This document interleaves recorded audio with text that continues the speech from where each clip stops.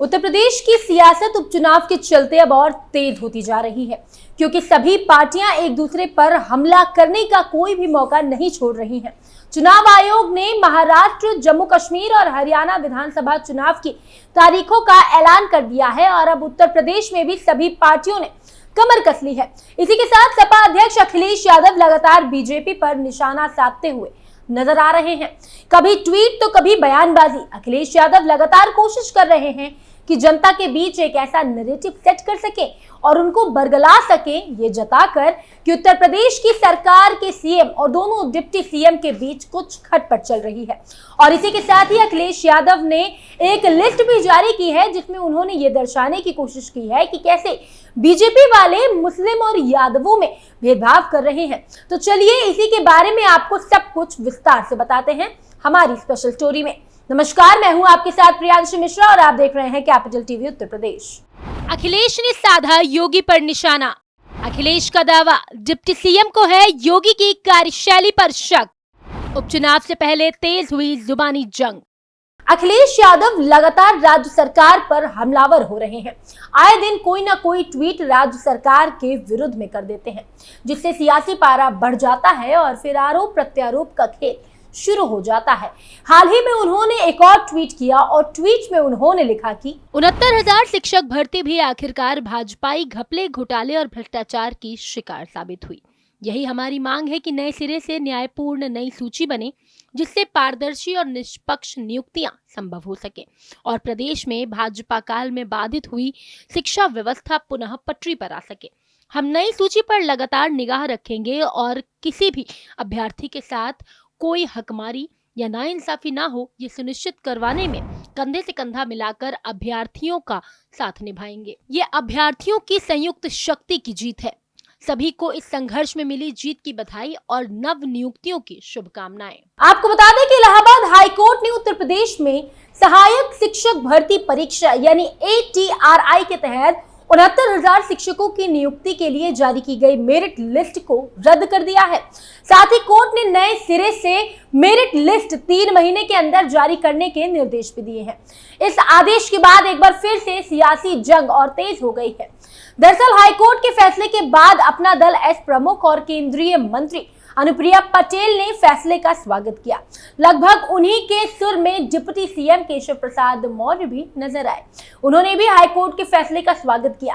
केशव प्रसाद मौर्य ने अपनी प्रतिक्रिया सोशल मीडिया के जरिए दी। उन्होंने अपने ट्वीट में लिखा कि शिक्षकों की भर्ती में इलाहाबाद हाईकोर्ट का फैसला सामाजिक न्याय की दिशा में स्वागत योग्य कदम है। ये उन पिछड़ा व दलित वर्ग के पात्रों की जीत है जिन्होंने अपने अधिकार के लिए लंबा संघर्ष किया। उनका मैं तहे दिल से स्वागत करता हूं। उन्होंने आगे लिखा कि मॉनसून ऑफर का समय माननीय राष्ट्रीय अध्यक्ष जी बढ़ा सकते हैं। सवर्ण मानसिकता वाली योगी सरकार है जिसमें दलित, वंचित, शोषित एवं पिछड़ों को न्याय नहीं मिल सकता। बता दें कि उच्च न्यायालय ने सरकार एवं अन्य संबंधित निकायों को आदेश दिया है कि 3 महीने में नई सूची जारी करने की कार्यवाही को पूरा किया जाए। याचिकाकर्ताओं ने विशेष अपीलों के माध्यम से एकल पीठ के 13 मार्च 2023 के निर्णय को चुनौती दी थी। अगर देखा जाए तो डिप्टी सीएम के इस पोस्ट ने विपक्षियों को वो मौका दिया और विपक्षियों ने इस मौके का बहुत अच्छे तरीके से इस्तेमाल भी किया। डिप्टी सीएम की प्रतिक्रिया आने के बाद सपा नेता IP सिंह ने भी सोशल मीडिया पर पोस्ट किया।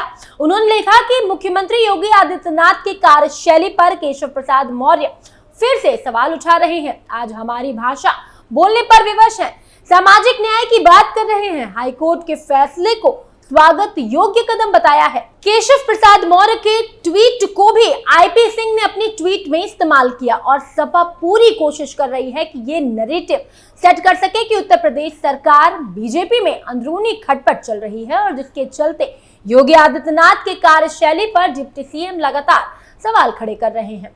वहीं दूसरी तरफ सपा बीजेपी पर यह आरोप लगाते हुए भी नजर आई कि बीजेपी मुस्लिम और यादवों के साथ भेदभाव करते हैं। उत्तर प्रदेश में अगले कुछ महीने के दौरान राज्य की 10 सीटों पर उपचुनाव होने वाले हैं।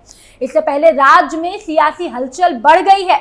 दूसरी ओर योगी सरकार पर बीते मंगलवार को कथित तौर पर उपचुनाव वाले जिलों में यादव और मुस्लिम अधिकारियों को हटाने का एक मीडिया रिपोर्ट ने आरोप लगाया और इस रिपोर्ट पर समाजवादी पार्टी प्रमुख अखिलेश यादव ने भी प्रतिक्रिया दी है। 14 अगस्त को अखिलेश ने सोशल मीडिया एक्स पर एक ट्वीट किया था और उस ट्वीट में उन्होंने लिखा था, जब उपचुनावों में भी भाजपा को हराने के लिए जनता फील्ड में उतर चुकी है तो भाजपा कुछ अधिकारियों को हटाने का कितना भी शासकीय प्रशासकीय नाटक कर ले, कोई उनको पराजय से रोक नहीं सकता। देखना यह भी है कि इनकी जगह जो अफसर आएंगे उनकी निष्पक्षता पर मोहर कौन लगाएगा। भाजपा चुनावों में अपनी 10 में से 10 की हार के अपमान से बचने के बहाने न ढूंढे। अगर भाजपा जन विरोधी नहीं होती तो आज ये दिन नहीं देखने पड़ते। महंगाई, बेरोजगारी, बेकारी, पुलिस भर्ती, नीट परीक्षा, महिला सुरक्षा, संविधान और आरक्षण की रक्षा, नजूल भूमि जैसे मुद्दों से लड़ने के लिए भाजपा कब और किसे नियुक्त करेगी। कुछ विशेष अधिकारियों को चुनावी जिम्मेदारी से हटाने की बात कहकर भाजपाइयों ने ये बात स्वीकार कर ली है कि उनकी सरकार में शायद कुछ चुनावी घपले अधिकारियों के स्तर पर हो रहे हैं। ये भाजपा की अपनी सरकार के साथ ही साथ चुनाव आयोग के ऊपर भी चुनाव आयोग स्वतः संज्ञान ले। इसके बाद सपा ने एक लिस्ट जारी की और उसमें उन लोगों का नाम शामिल है जिन्हें उपचुनाव से पहले कुंदरकी से हटाए BLO यादव मुस्लिम शामिल है। सपा ने मुरादाबाद की कुंदरकी विधानसभा क्षेत्र में मुस्लिम और यादव BLO और सुपरवाइजर को हटाने का आरोप लगाया है। सूचना जारी करते हुए मुख्य निर्वाचन की जांच की मांग की है। उत्तर प्रदेश की 10 विधानसभा सीटों पर उपचुनाव होने हैं, जिसके लिए अभी तारीखों का ऐलान नहीं हुआ है। इससे पहले ही सियासी पारा बढ़ गया है और आरोप प्रत्यारोप का दौर भी शुरू हो गया है। सपा ने सरकार पर फेरबदल करने का आरोप लगाया है। सपा ने कुंदरकी विधानसभा क्षेत्र में मुस्लिम और यादव BLO और सुपरवाइजर को हटाने का आरोप लगाया है। दरअसल समाजवादी पार्टी ने मुख्य निर्वाचन अधिकारी को शिकायत की है। सपा ने मुरादाबाद की कुंदरकी विधानसभा क्षेत्र में मुस्लिम और यादव BLO और सुपरवाइजर को हटाने गैर यादव गैर मुस्लिम तैनात किए जाने की शिकायत की है। सपा ने हटाए गए निर्वाचन कर्मियों की लिस्ट भी सौंपी है। सपा ने सौंपा मुख्य निर्वाचन अधिकारी को ज्ञापन। समाजवादी पार्टी ने यूपी के मुख्य निर्वाचन अधिकारी को ज्ञापन सौंपा। मुरादाबाद की कुंदरकी विधानसभा सीट पर चुनावी प्रक्रियाओं में गड़बड़ी की शिकायत की है। साथ ही सपा ने इसकी जांच की भी मांग की है। सपा ने इससे संबंधित अधिकारियों के खिलाफ कार्रवाई की भी मांग की है। सपा ने अपने ज्ञापन में क्या कहा?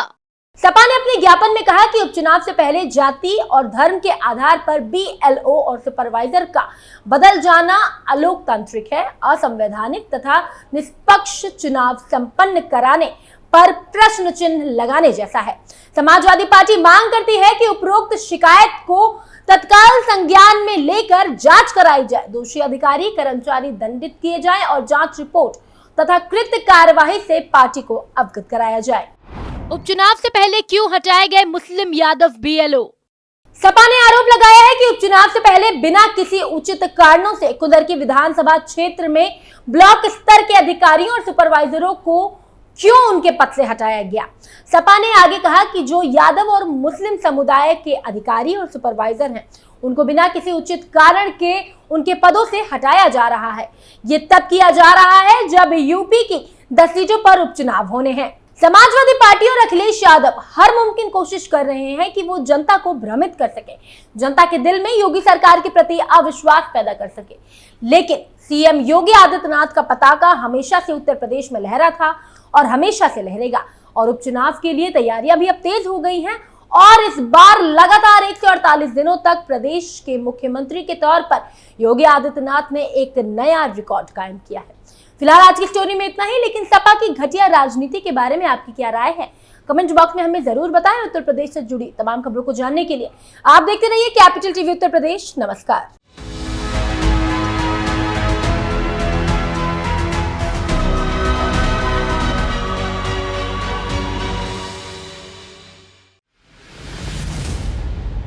मैं राजनीति करता नहीं, पर राजनीति को बहुत गहरे तक समझता हूं। मैं लोगों के बीच रहता हूं, लोगों के मन को अच्छे से जानता हूं।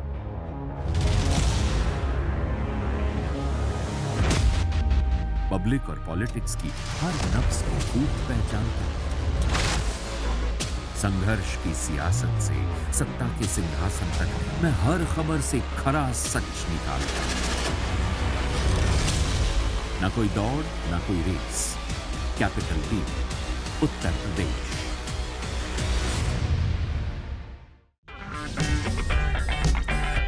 अगर आपको हमारा वीडियो पसंद आया हो तो इसे लाइक करें, हमारे चैनल को सब्सक्राइब करें और हाँ, बेल आइकन दबाना ना भूलें ताकि आप तक हमारे वीडियो की नोटिफिकेशन पहुंचती रहे। आप अपना सुझाव हमें कमेंट बॉक्स में दे सकते हैं। हमारे साथ जुड़ने के लिए शुक्रिया।